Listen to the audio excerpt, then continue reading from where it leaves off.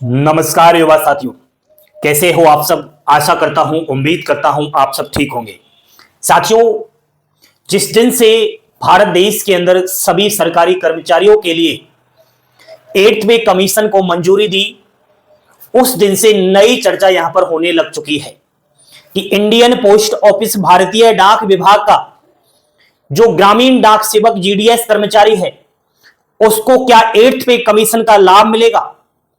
क्या जीडीएस की salary 8th पे कमीशन से बढ़ेगी, और अगर बढ़ी तो फिर कितना जीडीएस की सैलरी पर फर्क पड़ेगा। आइए साथियों, यह वीडियो आपके लिए बड़ी इंपॉर्टेंस है।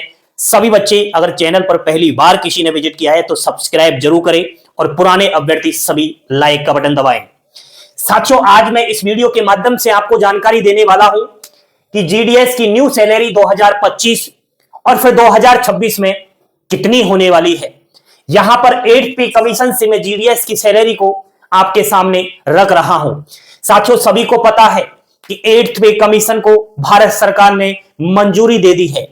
आप लोगों को अब ये नए सवाल कहीं ना कहीं करने भी चाहिए, और आप में से ही बहुत सारे युवा भाई बहनों के सवाल है, कब तक लागू होगा जीडीएस पे, यानी ये 8th पे कमीशन कब तक लागू होगा। तो आपको बता दूं, यह 1 जनवरी 2026 से सभी सरकारी कर्मचारियों पर लागू हो जाएगा। लेकिन सवाल यही है कि 8th पे कमीशन 2026 के बाद ग्रामीण डाक सेवक जीडीएस के वेतन पर बढ़ेगी या नहीं बढ़ेगी, वो चीज यहां पर क्लियर मैं आपको करने वाला हूं। यहां पर दोस्तों, जब भी आपका नया कमीशन आता है तो फिटमेंट फैक्टर के ऊपर डिपेंड करता है, इसी से कहीं ना कहीं आगे बात रखी जाती है। यहां पर फिटमेंट फैक्टर कितना होगा जीडीएस के लिए, 8.96, 2.26, 2.57 या फिर 2.86, इनमें से आप लोग कमेंट करके बताएं, मैं भी अब बता रहा हूं। साथियों, इतिहास क्या रहा है जीडीएस के वेतन का, सुनो।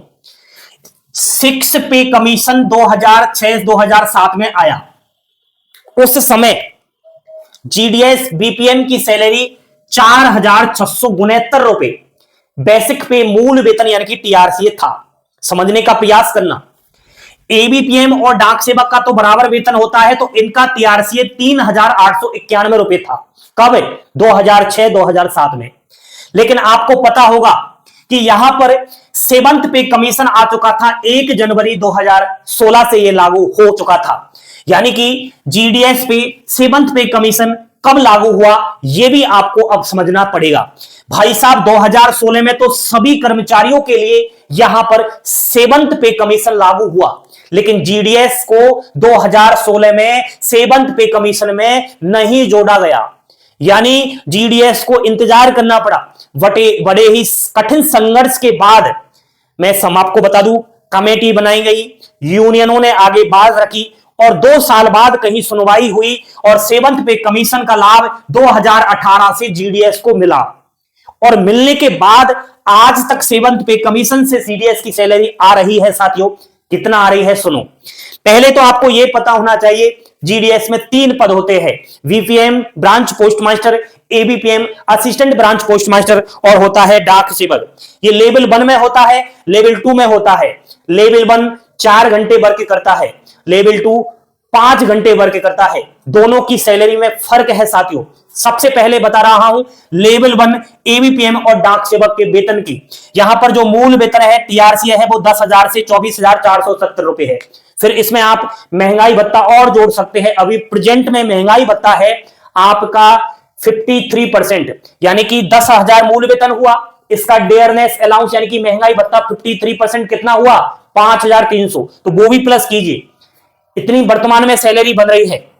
और बात करूं लेवल 1 बीपीएम की, तो 12,000 से 29,480 रुपए इसका अभी वर्तमान में ये पे चल रहा है, बेसिक पे। लेवल 2 की बात करूं तो एबीपीएम डाक सेवक 12,000 से 29,480 रुपए हो जाता है।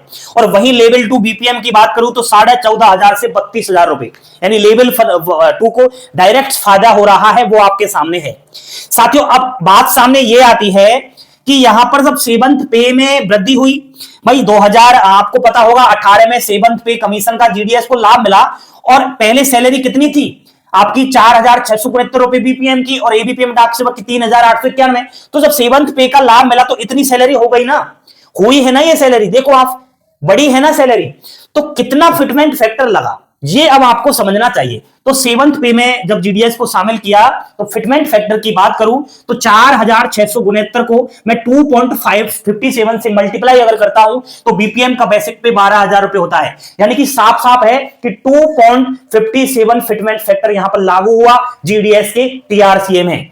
वही बात करूं एबीपीएम और डाक सेवक की, पहले कितना था 3,891, जब 2.57 फिटमेंट फैक्टर लगा 7th पे कमीशन के लिए तो यहां पर कितना हुआ 10,000 रुपए हो चुका है टीआरसीए। यानी कि उस समय तो 2.57 फिटमेंट फैक्टर जीडीएस के ऊपर सैलरी के ऊपर लागू हुआ।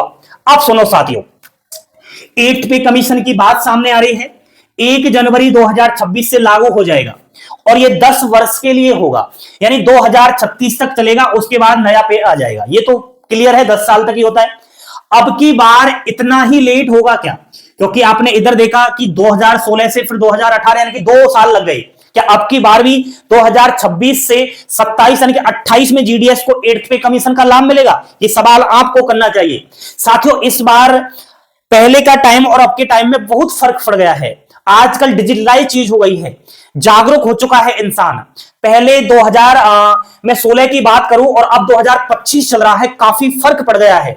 आजकल सोशल मीडिया का क्रेज है, तुरंत ही सरकार को नुकसान होता है। पहले ऑफलाइन चलते थे सारे, इतना सोशल मीडिया का क्रेज नहीं था।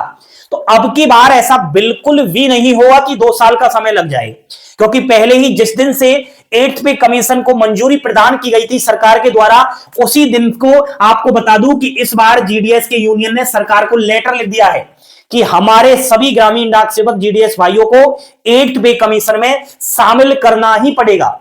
पहले की बात निकल गई, आपने पहले भी 2016 में जब लागू हुआ उस टाइम 2 साल लगा लिए, अब की बार ऐसा नहीं चलेगा। तो ये लेटर लिख दिए गए, सरकार को लेटर लिखा, विभिन्न यूनियनों ने अन्य जगहों पर भी लेटर लिखा, और मेरा तो यही मतलब है कि 100% आपको 1 जनवरी 2026 से ही जीडीएस के वेतन में 8th पे कमीशन को कहीं ना कहीं लागू किया जाएगा।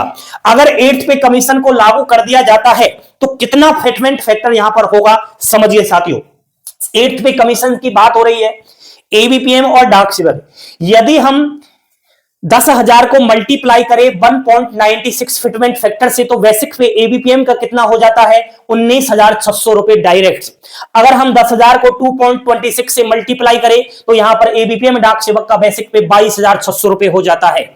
यदि हम 10,000 को 2.57 से मल्टीप्लाई करें तो 25,700 रुपए मूल वेतन हो जाता है। 2018 में भी यही हुआ था साथियों, 2.57 को यहां पर फिटमेंट फैक्टर मान करके। यदि इतना फिटमेंट फैक्टर अब मान लिया जाए तो एबीपीएम और डाक सेवक की बल्ले बल्ले है, मिठाई बांटना तैयार कर दो। 25,700 रुपए तो आपका टीआरसी है। इसके अलावा आप महंगाई भत्ता और अन्य अलाउंस भी जोड़ सकते हो। डायरेक्ट सैलरी बहुत ज्यादा हो रही है। यदि हम 10,000 को 2.87 से 86 से मल्टीप्लाई करें तो 28,000 रुपए होते हैं। उसके अलावा 10,000 को 3 से मल्टीप्लाई करूं तो डायरेक्ट 30,000 रुपए हो जाते हैं मूल वेतन। अगर बीपीएम की बात करूं तो बीपीएम का प्रेजेंट में मूल वेतन यानी कि बेसिक पे टीआरसी कितना है दोस्तों, 12,000 रुपए। इसको मैं 1.96 फिटमेंट फैक्टर से मल्टीप्लाई अगर करके देखूं तो ये डायरेक्ट 23,520 रुपए हो जाता है। इसको मैं 2.26 से मल्टीप्लाई करूं तो 27,120 रुपए। इसको मैं 2.57 से मल्टीप्लाई करूं तो 30,840 रुपए। 2.86 फिटमेंट फैक्टर से मल्टीप्लाई करूं 34,370 रुपए। और यदि मैं 3 से मल्टीप्लाई करूं तो यहां पर 36,000 रुपए एक बीपीएम का टीआरसीए हो जाता है। इनमें से मैं समझता हूं, आप भी कमेंट करके बताना कि 8th पे कमीशन जीडीएस की सैलरी के ऊपर जब लागू होगा तो इनमें से कौन सा फिटमेंट फैक्टर आएगा। मैं तो समझता हूं ऊपर से दूसरे नंबर का भी अगर आ जाए ना तो भी बल्ले बल्ले है। वर्तमान में बीपीएम की सैलरी कितनी है, 16-17 रुपए, इतनी है ना, 18,000 मान लो। एबीपीएम डाक सेवक की वही 16-17 रुपए है, कम है ना। लेकिन जब आपका 2026 में कोई सा भी फिटमेंट फैक्टर लगे, फायदा ही फायदा है साथियों। तो चूकना नहीं, हर साल 2 बार ये वैकेंसी आ रही है। 10वीं पास योग्यता है, 18 से 40 वर्ष उम्र की सीमा है। आरक्षित वर्ग को रिलैक्सेशन मिलता है एज में, बिना किसी लिखित परीक्षा, बिना दौड़, बिना हाइट, बिना चेस्ट, बिना वेट, बिना इंटरव्यू, बिना फिजिकल, बिना मेडिकल के डायरेक्ट आपको सरकारी नौकरी मिलती है। परमानेंट प्रमोशन होता है 3 साल बाद एमटीएस के पद पर, 5 साल बाद पोस्टमैन और मेलगार्ड के पद पर। एक एलडीसी डिपार्टमेंटली एग्जाम होता है। शानदार जिंदगी है। बिना परीक्षा यदि आप एक 10वीं के अंकों के आधार पर सिलेक्शन लेना चाहते हो तो वैकेंसी आई हुई है 21,413 पदों पर। फॉर्म जरूर भरना मेरे भाई बहनों। फॉर्म की लास्ट डेट आगे है 3 मार्च। तो फॉर्म भरते समय हमें फॉलो कीजिए। अभिषेक क्लासेस हमेशा ऐसा फॉर्म अप्लाई करवाएगा जो लाखों बच्चों की भीड़ से आगे लेकर आपको आएगा, क्योंकि इसमें 17 लाख से अधिक फॉर्म आएंगे, वैकेंसी सिर्फ 21,000 है। तो बड़े ही चतुरता से, बड़े ही ट्रिक के माध्यम से आपको फॉर्म अप्लाई करना होगा। वीडियो बहुत लंबा हो गया है, इस वीडियो को यहीं विराम देता हूं। आपके लिए हमेशा इंपोर्टेंट बातें हर प्रत्येक वीडियो में मिलती है। सभी बच्चे लाइक शेयर सब्सक्राइब करना न भूलिएगा। जय हिंद, जय भारत।